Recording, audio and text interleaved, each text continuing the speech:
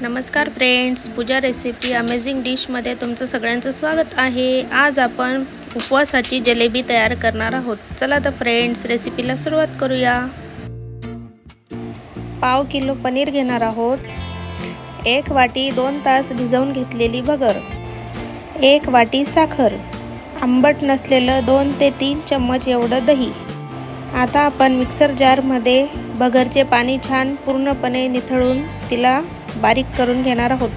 भगर बारीक झाल्यावर त्यामध्ये पनीरचे काप ॲड करून घ्यायचे आहे। त्यामध्ये 2 ते 3 चम्मच दही देखील ॲड करून घ्यायचे। सगळे मिश्रण छान बारीक झालं। एका बाउलमध्ये मिश्रण छान काढून घ्यायचं आहे। मिश्रण काढून घेतल्यावर आपण 3 ते 4 चम्मच एवढे मिल्क पावडर ॲड करून घेणार आहोत। मिल्क पावडर देखील आपण मिश्रणामध्ये छान मिक्स करून घ्यायचे आहे। आता आपण यामध्ये थोडा फूड कलर ॲड करून घेणार आहोत। फूड कलर देखील मिश्रणामध्ये छान मिक्स करून घ्यायचा आहे। फूड कलर आपला छान मिश्रणात मिक्स झाला आहे। आता आपण जलेबीसाठी पाक तयार करून घेणार आहोत। पातेलीमध्ये 1 वाटी साखर टाकून त्यामध्ये पाणी ॲड करून घ्यायचं आहे। 7 ते 8 एवढे केसरचे धागे ॲड करून घ्यायचे आहे। पाक छान उकळल्यावर आपण त्यामध्ये 2 चिमूट वेलची पूड ॲड करून घ्यायची आहे। कढईमध्ये तेल तापवायला ठेवायचं आहे। बॅटरमध्ये 1 चिमूट एवढा आपण सोडा ॲड करून घ्यायचा आहे। सोडा देखील बॅटरमध्ये छान एकजीव करून घ्यायचा आहे। तेलाची किंवा तुपाची पिशवी घेऊन त्यामध्ये बॅटर ॲड करून घ्यायचं आहे। बॅटर ॲड झाल्यावर आपण पिशवीचा एक कोपरा कैचीने कापून घ्यायचा आहे।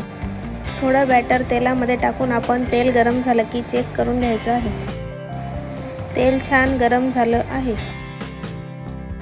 आता आपण तेलामध्ये जलेबी तयार करून घेणार आहोत। फ्रेंड्स, तेलामध्ये जलेबी छान मोकळी तयार होत आहे।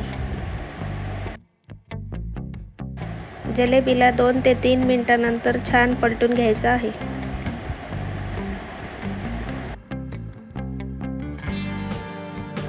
जलेबी आपली छान फ्राय झाली आहे। आता आपण जलेबी काढून घेणार आहोत।